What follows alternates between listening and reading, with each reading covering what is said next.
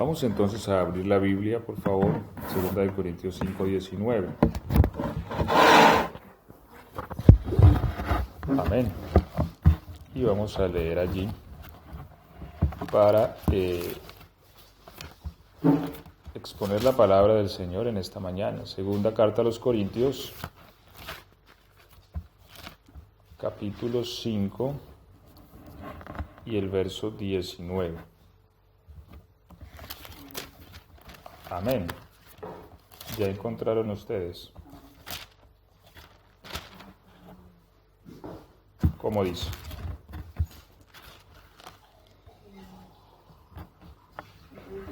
Pues Dios, por medio de Cristo, estaba reconciliando al mundo, no teniendo en cuenta sus pecados y haciéndonos a nosotros depositarios de la palabra de la reconciliación. Ok. Amén. Siéntense, por favor. Vuelvo a leer, dice que Dios estaba en Cristo. ¿Sí? ¿Dónde estaba Dios? En Cristo. ¿Qué estaba haciendo Dios? Reconciliando consigo al mundo, no tomándoles en cuenta a los hombres sus pecados. Y nos encargó a nosotros la palabra de la reconciliación. ¿Sí? Dice entonces aquí la Biblia, ¿cierto? Nos encargó la palabra de la reconciliación, o el ministerio o el oficio de la reconciliación, dice el apóstol Pablo, ¿cierto? Bueno, vamos entonces a seguir hoy hablando respecto a lo que estábamos también trayendo la semana pasada, ¿sí? Para ir también dejando algunos puntos en claro. Habíamos entonces hablado respecto a Dios en Cristo, quien es el Hijo de Dios, ¿cierto? O la manifestación del Hijo de Dios. Bueno, hablamos de que en el universo tenemos dos categorías nada más. En una de ellas está el Creador y en la otra están las criaturas, ¿cierto? El Creador es único en su categoría, no hay otro como Él. Por eso el primer y gran mandamiento es: oye Israel, Jehová nuestro Dios, Jehová uno es.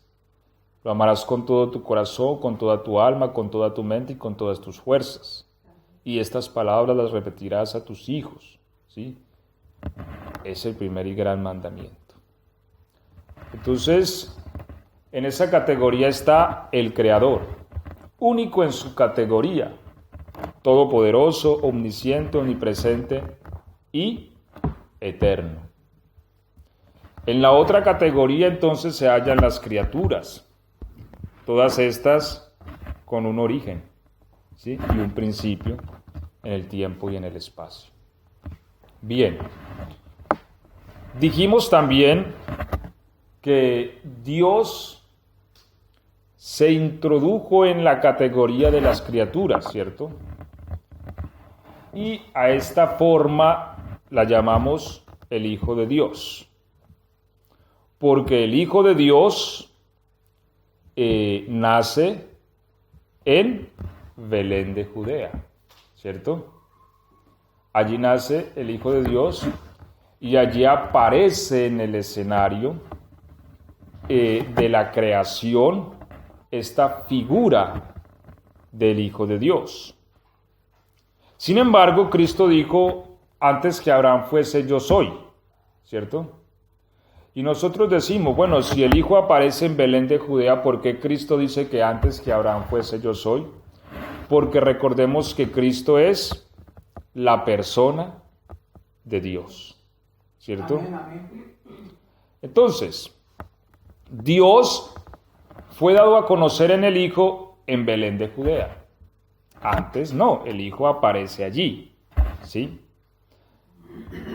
Y les puse algunos ejemplos, pero hoy voy a poner otro más para que podamos ver con más claridad el concepto de persona y oficio.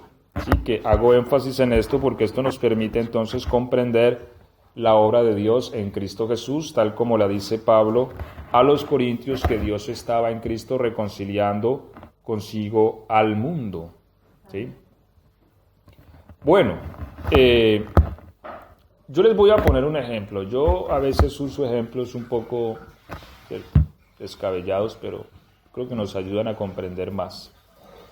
Y hoy voy a poner otro ejemplo así como un poco descabellado. Ustedes han oído hablar de Tony Stark. Ustedes que les gusta tanto el cine. Bueno, ¿se han visto Iron Man? Amén. Amén, ahí sí les sonó. Bueno, Iron Man es una película, ¿cierto?, basada en un hombre millonario e inventor, ¿sí?, hijo de un físico, un científico, y que él heredó también estas cualidades científicas, y a eso se le anexa que tiene mucho dinero. Y en sí, sintetizando la historia, porque ustedes ya se la saben, porque ya se han visto la película, este hombre crea un grande invento, ¿cierto? Crea un traje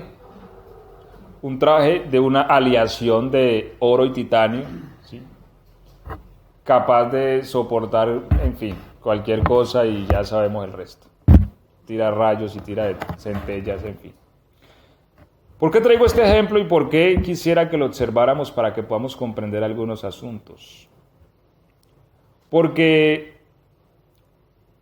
Iron Man es una creación, ¿cierto? ¿Quién creó Iron Man? Tony Stark. Tony Stark se llama el señor millonario, ¿cierto? O lo llaman así, ¿cierto? Lo llaman Tony Stark.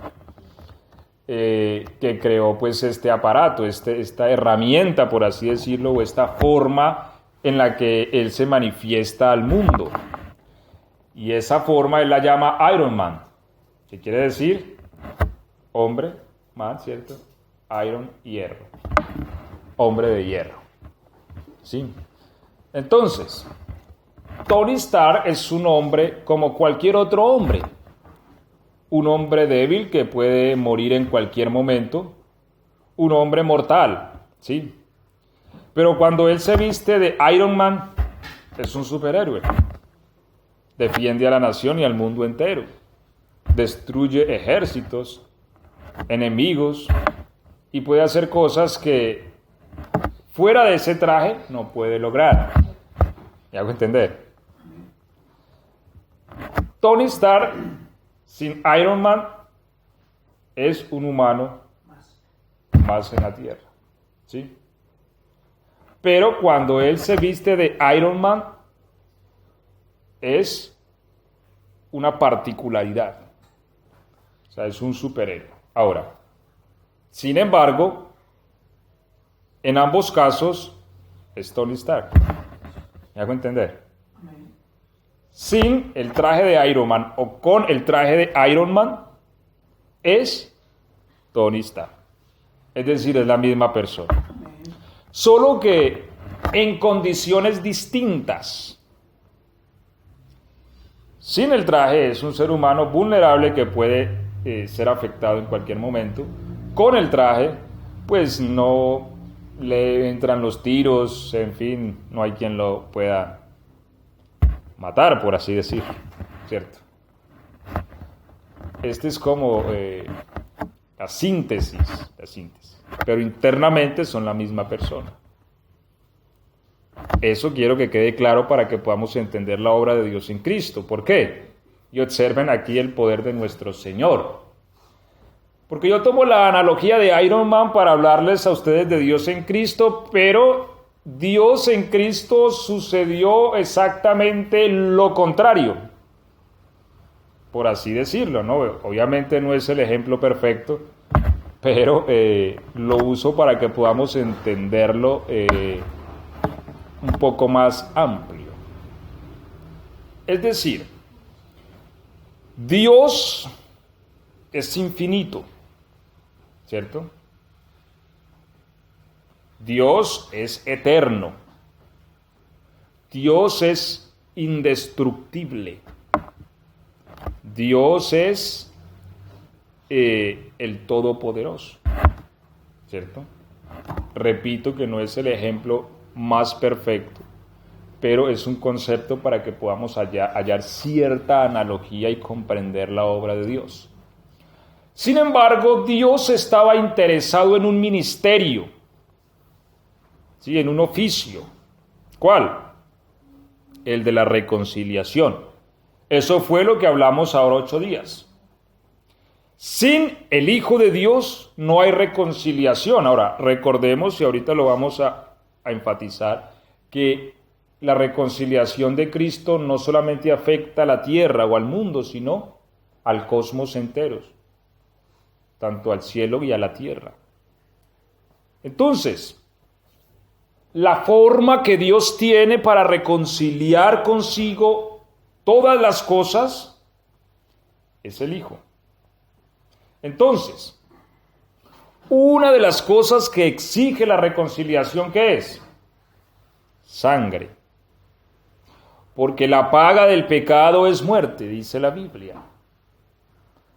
Así que, dentro del carácter de la justicia, la forma de reconciliar a alguien es que éste pague el daño. Y la forma de pagar el daño, pues la ley dice que el pago es la muerte. Todos nosotros nos descarriamos, cada uno tomó su propio camino, mas Jehová cargó en él el pecado de muchos. No lo digo yo, lo dice Isaías capítulo 53. Entonces, ¿qué pasa? El pago es la muerte. Bien, Dios está interesado en un ministerio, el de la reconciliación. Recordemos que la palabra ministerio quiere decir departamento de gobierno encargado de un área política determinada. ¿Sí? Bueno, dentro de las políticas divinas, una de ellas, y creo que muy importante, es la reconciliación de todas las cosas. Ahora, la reconciliación dice que la paga del pecado es la muerte, es decir, si queremos reconciliar, pues sí o sí tiene que haber algún muerto, ¿cierto? Ahora, Dios dice, yo voy a pagar el precio de la reconciliación.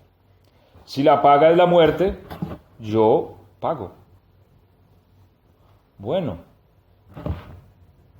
¿cómo vas a morir? Podríamos preguntarle a Dios. Si a la última eres indestructible, ¿cierto? Es decir, si todo el arsenal del universo atacara a Dios, sería como una hormiga que se pega al cuello de un elefante intentando ahorcarlo. Amén. Por así decirlo, ¿cierto? Sencillamente nuestro Señor es indestructible. Amén, gloria a Dios. Y en Él se sustentan todas las cosas. De manera que no hay posibilidad de que Él muera. Si Él dice que está dispuesto a pagar el precio de la reconciliación, el cual es la muerte, bueno, entonces, ¿cómo hacemos que Él muera, cierto? Así que allí es donde Dios se crea un traje. Ahora me entienden por qué les hago la analogía. ¿Sí? Y ese traje se llama Cristo Jesús, el Hijo de Dios. ¿Cierto? ¿Por qué? Porque ese traje le permite a Él, gracias, lograr cosas que en otras condiciones no puede. ¿Cierto? Colosenses 1:20.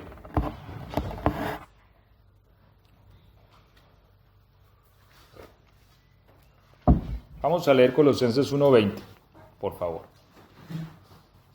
Por medio de él, reconciliar consigo todas las cosas, así las que están en la tierra como las que están en los cielos, haciendo la paz mediante la sangre de la cruz. Ok, ¿por medio de quién? De de Cristo, ¿cierto?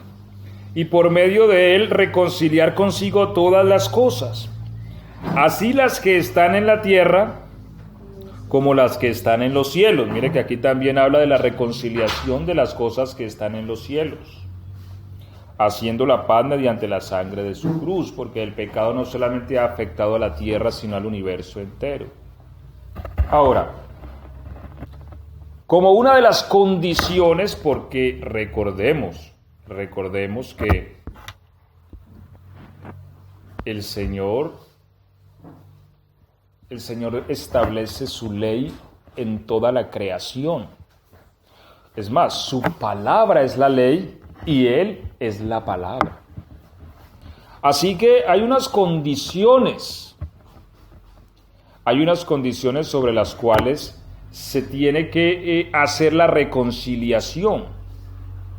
Y esas condiciones tienen que satisfacer todos los artículos legales de la constitución del reino de los cielos.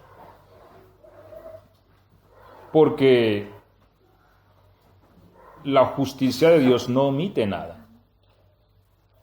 Es como la justicia de los hombres que a veces por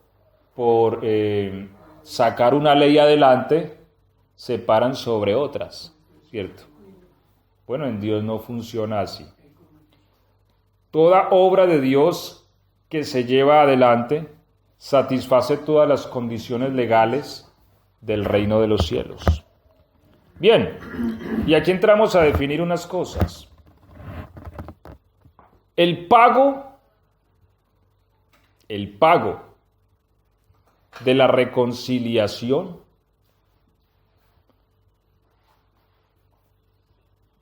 no puede llegar a ser un tercero,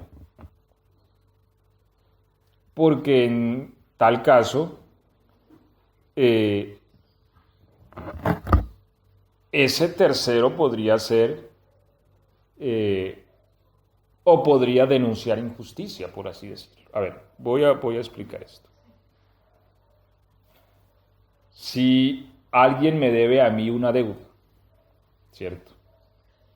Y yo decido perdonarle la deuda, el que la debe pagar soy yo, ¿cierto? Asumo la pérdida del dinero. En efecto, lo estoy pagando. Yo no puedo perdonarle la deuda a alguien y cobrarle esa deuda a otra persona, porque en ese caso estaría cometiendo injusticia para con esa otra persona.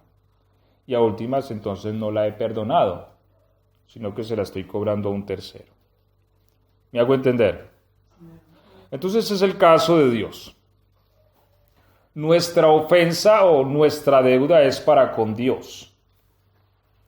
Dios determina perdonarla. Así que si Dios determina perdonarla para que se pueda llevar a cabo la reconciliación, porque es lo que ocurrió entre el mundo y Dios, se gestó una enemistad. ¿Sí? Esa enemistad la produjo el pecado. La paga del pecado es la muerte. Ahora, Dios quiere volver a traernos en su amistad. Esto se llama reconciliación.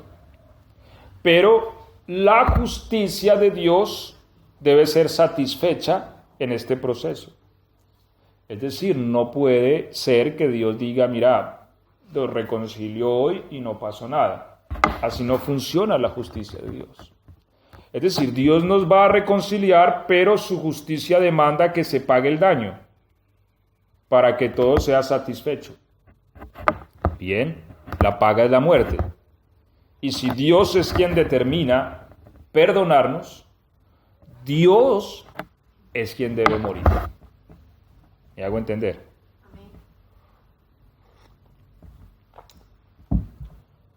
Esto es lo que la justicia dice. Ahora, como ya venimos diciendo, Dios no puede morir, ¿cierto? Sin embargo, para Dios todas las cosas son posibles, inclusive morir. Estas son las paradojas de Dios, ¿cierto? Y la forma que Dios hace pues me voy a inventar un traje. Estoy siendo un poco loco con estas paradojas, pero yo sé que así podemos verlo mejor, ¿sí? Y ese traje, digamos, en el caso de Iron Man, él necesita un traje para ser más fuerte, pero en este caso Dios necesita un traje para ser más débil. ¿Ah? Ese es nuestro Señor. Amén. Y se viste de carne, dice la Biblia. Y entra a la categoría de las criaturas. Por eso aquí hay una paradoja y nosotros no podemos perder los equilibrios. Mire, hay doctrinas como la de los testigos de Jehová que enseña que Cristo Jesús es netamente una criatura y que Él no es Dios. Y es una doctrina también desequilibrada. ¿Por qué? Porque Romanos 9:5 dice, y de los cuales vino el Cristo, el cual es Dios sobre todas las cosas, bendito por los siglos. Amén.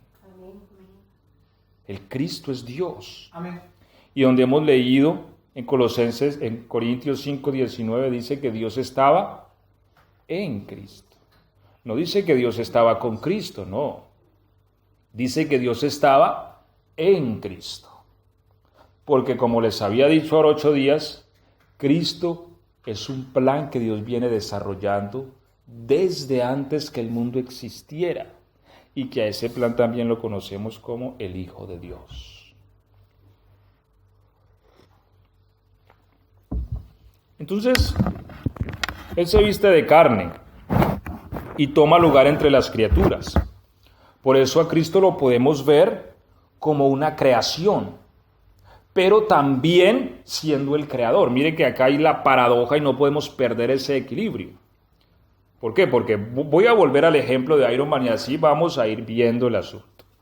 Cuando vemos a Iron Man, vemos una creación, ¿sí? Porque ese traje y todo eso que él hace, esas cosas que vuela, eso es algo que él se creó, que él se inventó. Pero dentro de ese traje está la persona misma del señor Tony Stark, ¿cierto? Este ejemplo lo pongo para que podamos ir viendo como con más claridad. Es decir, la vestidura que Jesús trae a la tierra es una creación, o sea, ese concepto, esa manifestación, esos limitantes. ¿Por qué? Porque vemos al Dios Todopoderoso que tiene que aprender a caminar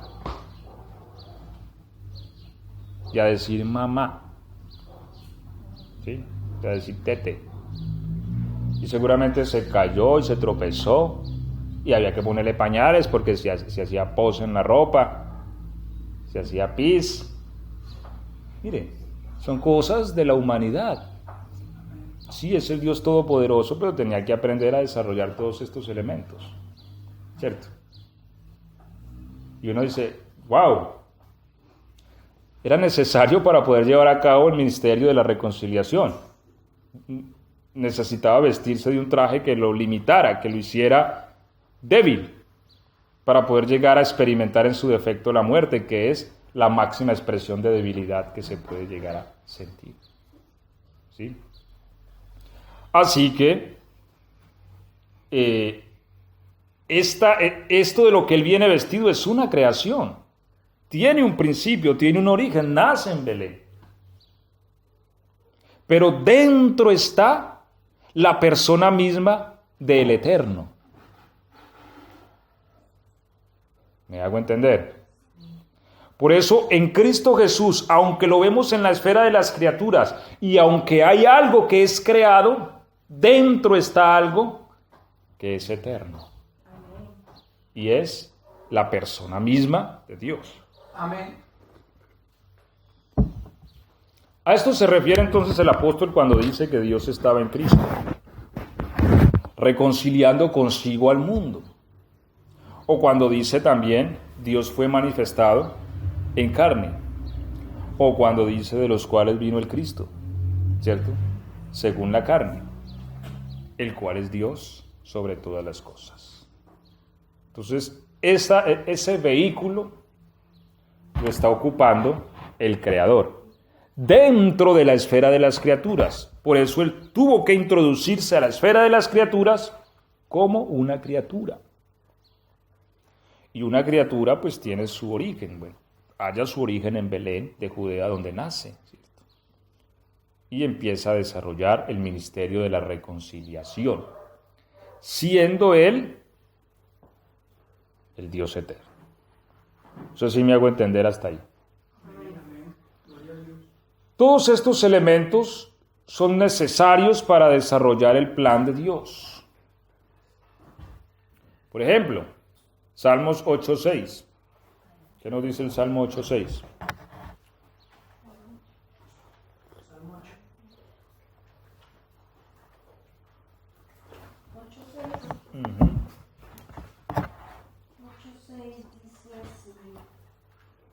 Le hiciste señorear sobre todas las obras de sus manos, todo lo pusiste debajo de sus pies.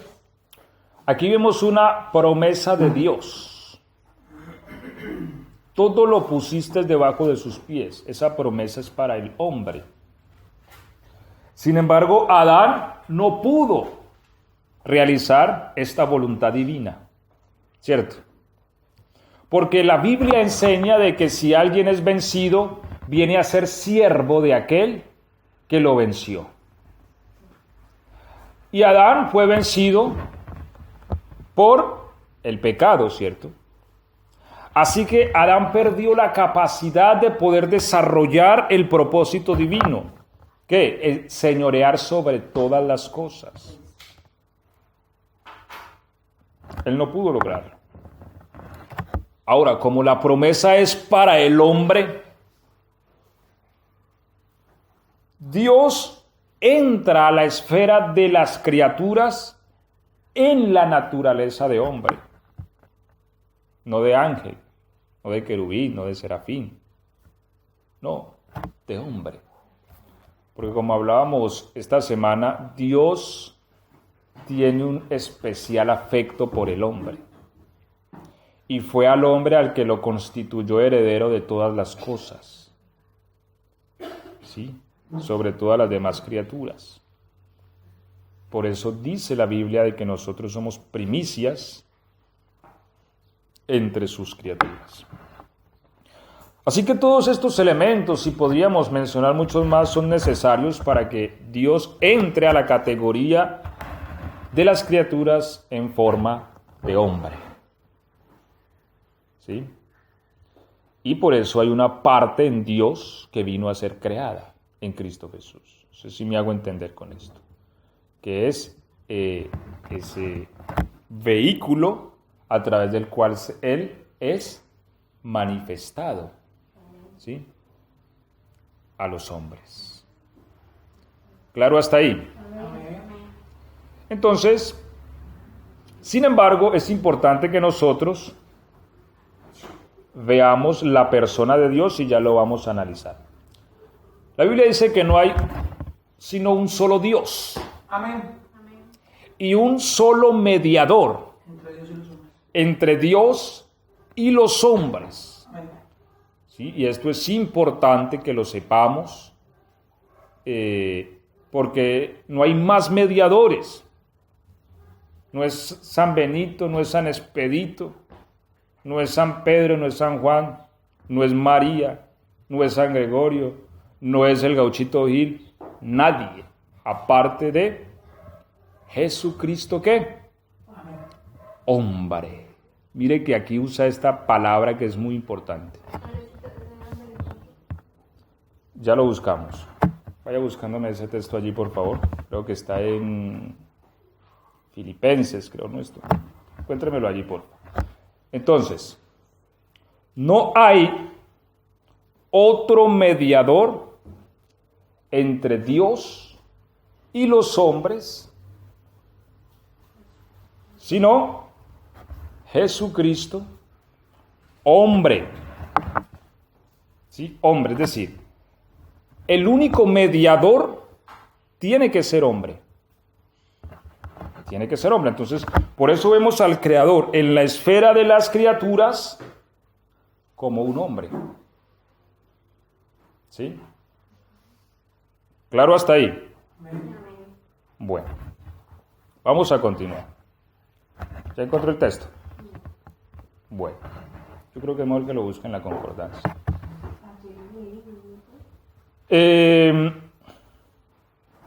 Ahora, ¿dónde está en sí la esencia de la persona? Y vamos a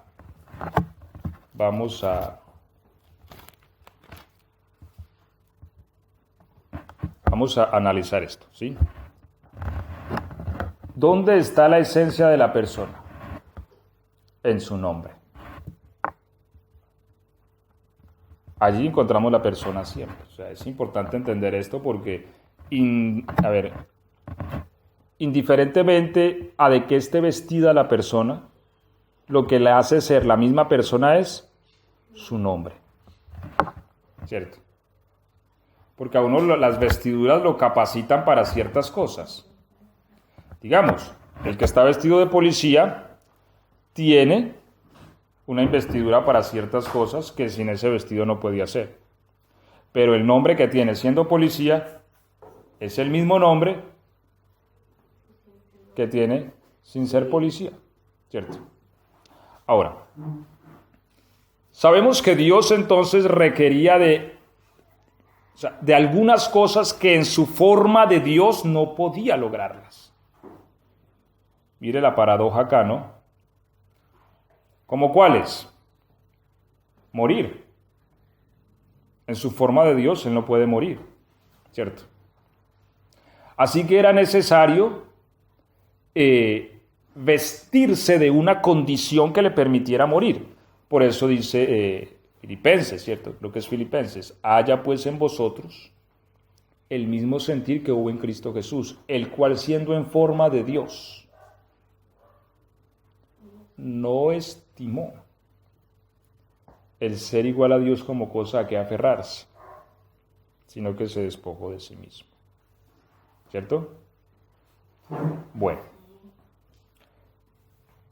En su forma de Dios Él no puede morir, así que Él necesita de algunas condiciones que le permitan cumplir un ministerio que es el de la reconciliación.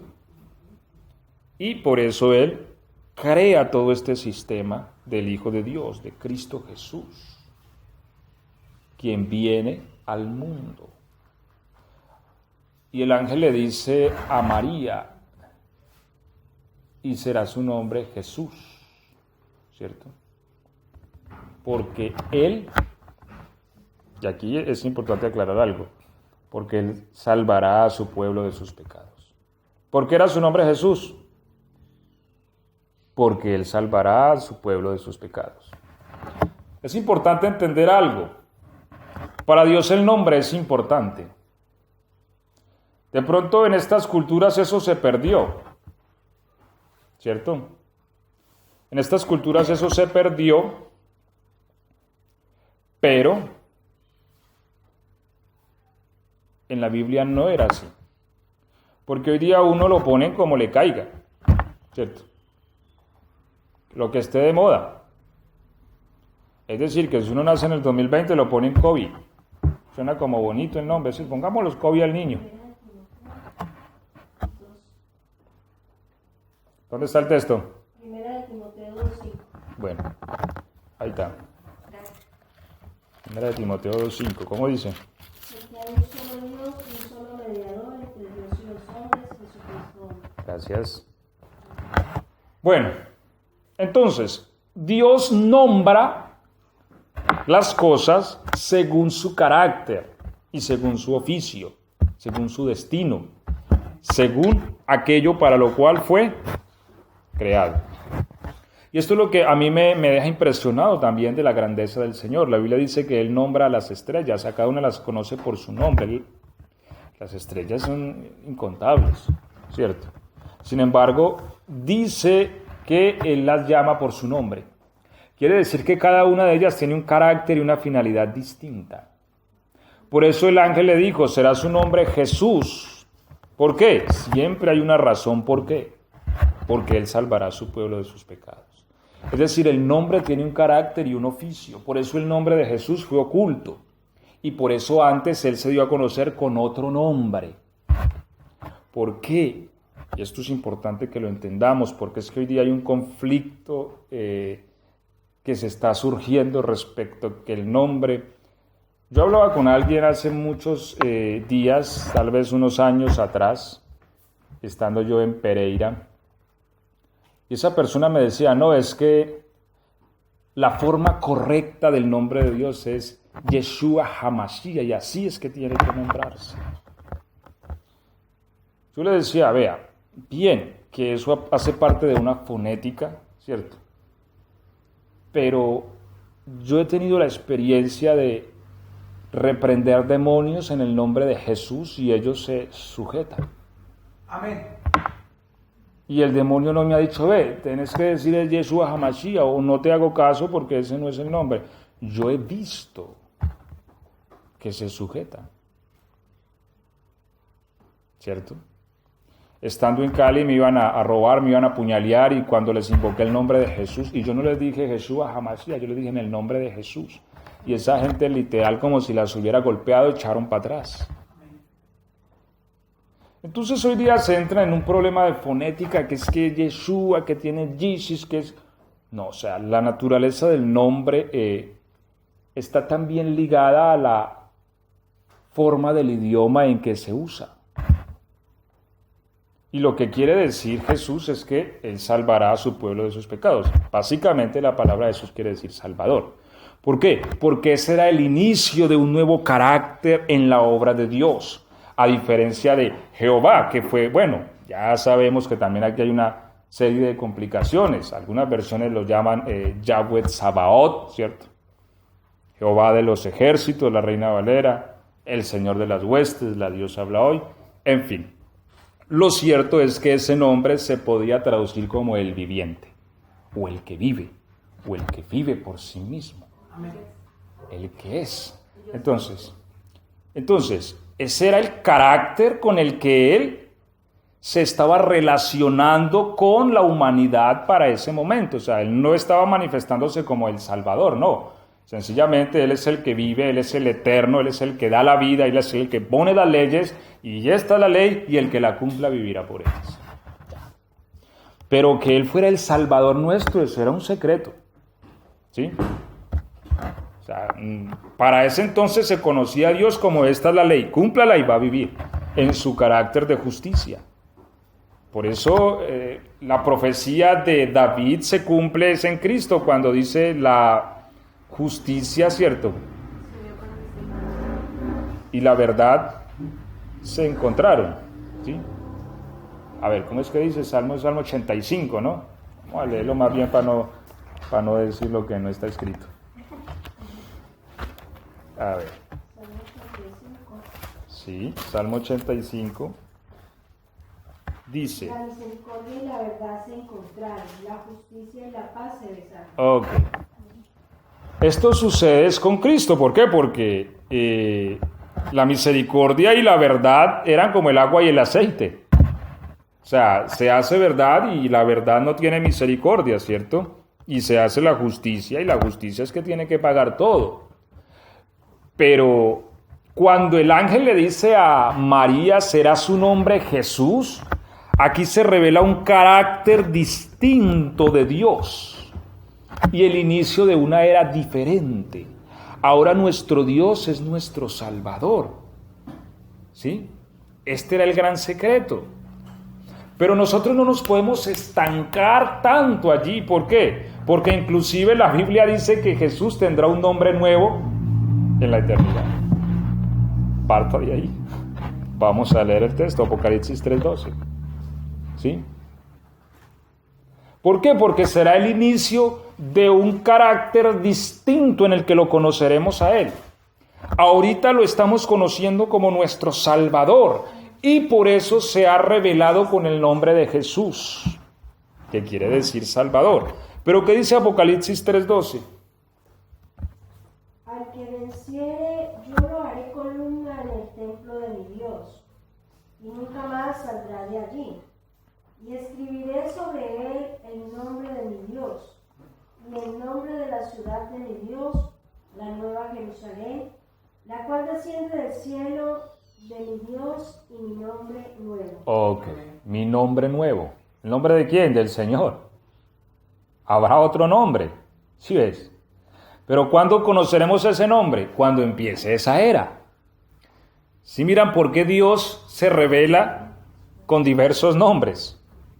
Porque es que a veces nosotros creemos es que el Señor se llama así, así, ya lo bautizamos así, como a nosotros que nos ponen un nombre. No, el Señor es tan infinito que Él tiene que ir dando a conocerse con diversos nombres para que entendamos su naturaleza tan vasta e infinita. ¿Me hago entender? Por eso lo que hacían los antiguos era anexarle un poquito. Por ejemplo, Jehová Jireh, ¿cierto? Jehová Jireh, que es el Señor es mi proveedor. O Jehová, es que, bueno, se me van. Pero siempre le anexaban, ¿cierto? Le ponían una palabra más que era otra forma en la que experimentaban el carácter del Señor, ¿cierto? Siempre le anexaban una palabra más, ¿sí? Que el Señor es mi bandera, el Señor es mi estandarte, el Señor es mi proveedor. En fin, cada vez que ellos experimentaban algo en Él, le anexaban una palabra más. Bien, ahora se da a conocer el nombre de el Salvador, Jesús. Entonces, no es que Jesús sea una persona y que Dios sea otra. Ya vamos a mirar qué nos dice la Biblia. Lo que pasa es que se inicia la era de un nuevo nombre, el nombre de Jesús, el Salvador. ¿Sí? Así que ahora todos podemos correr a Él, porque Él es el Salvador. Pero llegará un tiempo donde se manifestará con otro nombre, dice Apocalipsis 3:12, un nombre nuevo. Y ese nombre, cuando lo conozcamos, entenderemos que sigue. Sí es. Eso es una maravilla. Porque podemos vivir 1.000.000 de años al lado de Él y Él nos va a seguir sorprendiendo. Gloria a Dios. ¿Sí? Amén, amén. Entonces, ¿por qué decimos que es un nombre, pero que a últimas es el nombre de Dios para esta era? ¿Sí?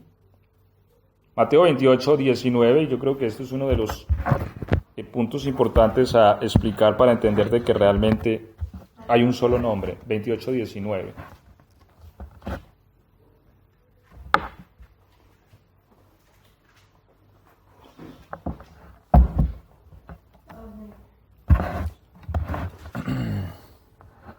Por tanto, id y haced discípulos a todas las naciones, bautizándolos en el nombre del Padre, y del Hijo, y del Espíritu Santo. Amén. Ok. Aquí vemos entonces un mandamiento que nos da el Señor. Mientras ustedes me van a ir buscando, alguien me busca Hechos 2:38, alguien más Hechos 8:16, alguien más Hechos 10:48 y alguien más Hechos 19:5. Búsqueme Hechos 8:16 usted, por favor. Y Hechos 10:48 y Hechos 19:5. Entonces, aquí vemos un mandamiento que el Señor da a sus discípulos, ¿cierto? Vayan y bauticen. Vayan y hagan discípulos a todas las naciones, ¿cierto? Y les dice que sean bautizados en el nombre del Padre, del Hijo y del Espíritu Santo. Entonces, como dijimos ahora, para encontrar la verdadera persona hay que encontrar su nombre, independientemente de que esté vestido. Bueno, aquí lo vemos en una esfera, aquí lo vemos en otra esfera, con otra vestidura, con otro traje, pero ¿cuál es su nombre? Porque con su nombre nos podemos entonces encontrar con esa persona. Bueno, aquí empiezan a mostrar las claves de la Biblia. Dice que vayan y bauticen en el nombre del Padre, del Hijo y del Espíritu Santo. Entonces, hagámosle una pregunta al Señor en este momento, porque es importante esto. ¿Cuál es ese nombre? Porque el mandamiento es claro, vayan y bauticen en el nombre del Padre, del Hijo y del Espíritu Santo. Bueno, yo preguntaría y yo alzaría la mano y diría, ¿cuál es ese nombre? Porque si me están mandando a hacer algo, por eso no se trata de bautizar a una persona diciéndole te bautizo en el nombre del Padre, del Hijo y del Espíritu Santo. No, se trata de encontrar el nombre para poder bautizarlo en ese nombre, ¿cierto? Porque Padre no es el nombre de nadie. Porque a mí no me pueden preguntar, ve, ¿usted cómo se llama? Y yo responder, yo me llamo el padre de Madeline y Helen. No, su nombre, padre de Madeline y Helen. ¿No? Y del hijo. Así que a mí me pregunten en el banco para sacar el dinero, ¿cómo se llama usted? Hijo de doña María. Y de Samuel Garcés. No, su nombre, hijo de doña María y Samuel Garcés. No, señor, usted me está malentendiendo, necesitamos su nombre, no de quién es hijo usted. Sí. Entonces, eso es importante. Padre no es el nombre de nadie, ni Hijo es el nombre de nadie, ni Espíritu Santo es el nombre de nadie. Sin embargo, Cristo está diciendo, vayan y bauticen en el nombre del Padre. Entonces yo alzaría la mano y diría, Señor, ¿y cuál es ese nombre? Hechos 2:38. Vamos a leerlo, por favor. Hechos 2. Estaba Hechos 10:48, pastor. Bueno, vamos a leer Hechos 10:48 primero. ¿Cómo dice? Y mandó bautizarles en el nombre del Señor Jesús. Entonces le rogaron que se quedasen por algunos días. Bueno, esto fue en casa de Cornelio. ¿En qué nombre bautizaron a la casa de Cornelio? En el nombre del Señor Jesús. En el nombre del Señor Jesús. Hechos 2:38, ¿qué dice? Y Pedro les dijo, arrepentíos y que cada uno de vosotros se bautice en el nombre de Jesús para el perdón de vuestros pecados. Y entonces recibiréis el don del Espíritu Santo. ¿En qué nombre mandó Pedro a bautizar? En el nombre de Jesús. Hechos 8:16. El bautismo de los hermanos en Samaria después de la predicación de Felipe. ¿Cómo dice Hechos 8:16? 8:16. Porque aún no había descendido sobre ninguno de ellos, sino que solamente habían sido bautizados en el nombre de Jesús. ¿En qué nombre fueron bautizados los hermanos en Samaria? En el nombre de Jesús. ¿Qué cita es esa? Hechos 8:16. Hechos 19:5. Pablo bautizó a unos hermanos en Éfeso. ¿En qué nombre los bautizó? Hechos 19:5. Y cuando oyeron esto, fueron bautizados en el nombre del Señor Jesús. Ok, Pedro bautizó a los hermanos en la casa de Cornelio en el nombre de Jesús. Los apóstoles bautizaron en Samaria en el nombre de Jesús. Pedro mandó bautizarnos en el nombre de Jesús.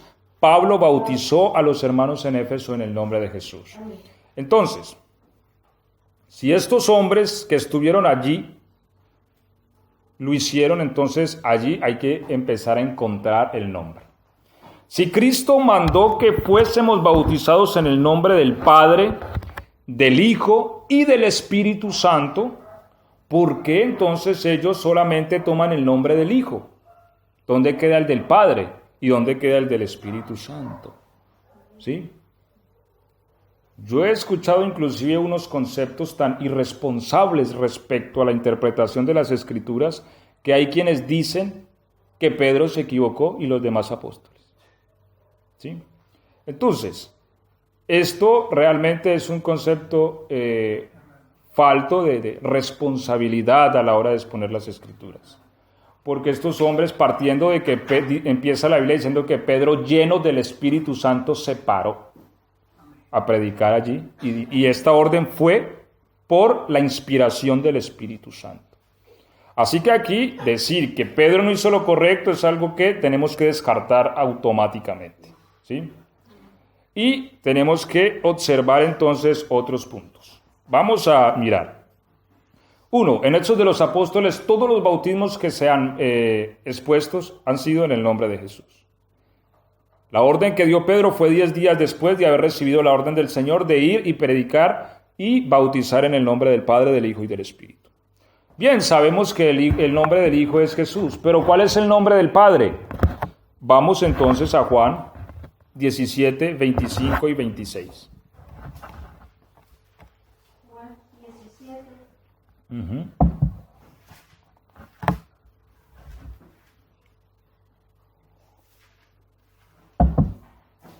San Juan 17, 25. Sí.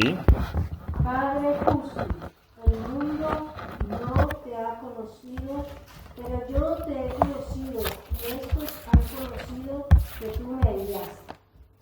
Ajá, verso. Les he dado a conocer tu nombre, y lo daré a conocer aún, para que el amor con que me has amado esté en ellos y yo en ellos. Ok, entonces mire, observemos las Escrituras detalladamente para poder entenderlas. Cristo está orando, ¿cierto? ¿A quién está orando? Al Padre. ¿cierto?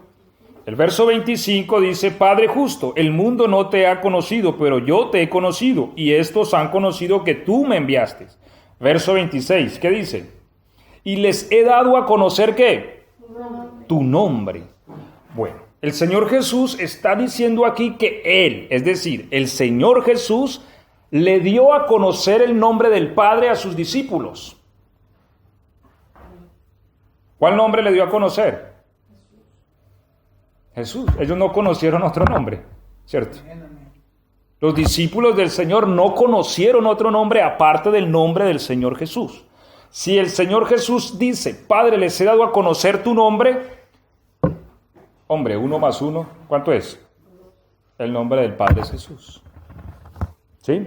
Cuando dice, para que el amor que tú tienes esté en ellos y yo también esté con ellos, Sí. está hablando de la misma persona, ¿cierto? Sí.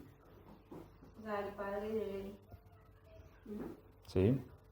Hay mucho que nosotros podemos decir respecto al tema, ¿cierto? Y hay mucho que hablar. Sin embargo, nos toca ir sectorizando para que podamos entender más claramente. Porque otro es el tema del Espíritu Santo, ¿sí? Sin embargo, vamos también a mirar cuál es el nombre del Espíritu Santo, porque bueno, ya encontramos que el nombre del Padre es Jesús. Ahora, ¿quién lo dijo? Lo dijo el mismo Señor Jesús. No lo estoy diciendo yo, ni lo está diciendo ninguna otra persona, lo está diciendo el mismo Señor Jesús en el verso 26 y el capítulo 17 de San Juan. Les he dado a conocer tu nombre. ¿Sí? Y Él nos dio a conocer el nombre de Jesús.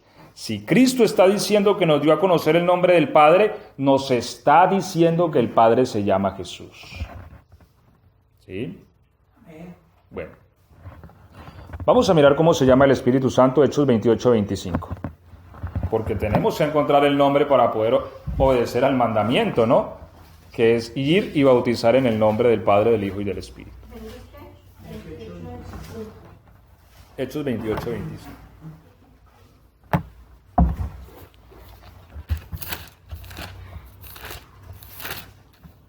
A ver.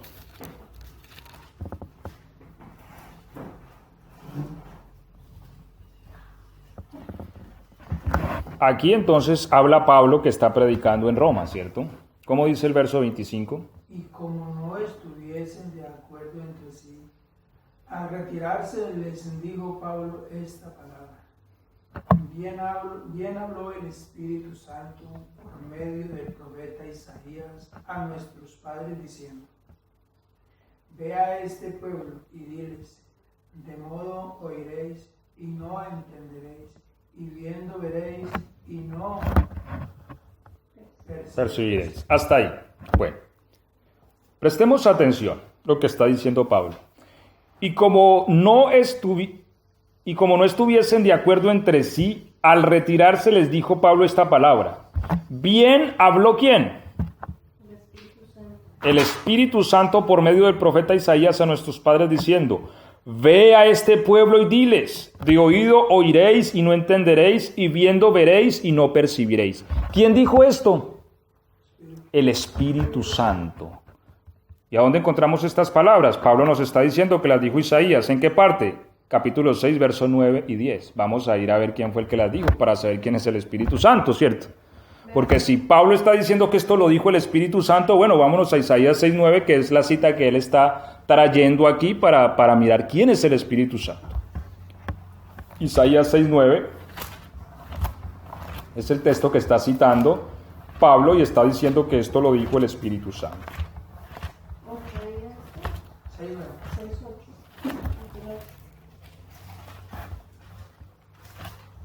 Isaías 6:8, pastor. O 6:9. 8, 9 y 10, vamos a leer. Y oí la voz del Señor que decía, ¿a quién enviaré? ¿Quién irá por nosotros? Y respondí, aquí estoy yo, mándame a mí. Y él me dijo, vete y dile a este pueblo, escuchad bien, pero sin comprender, mirad, pero sin ver.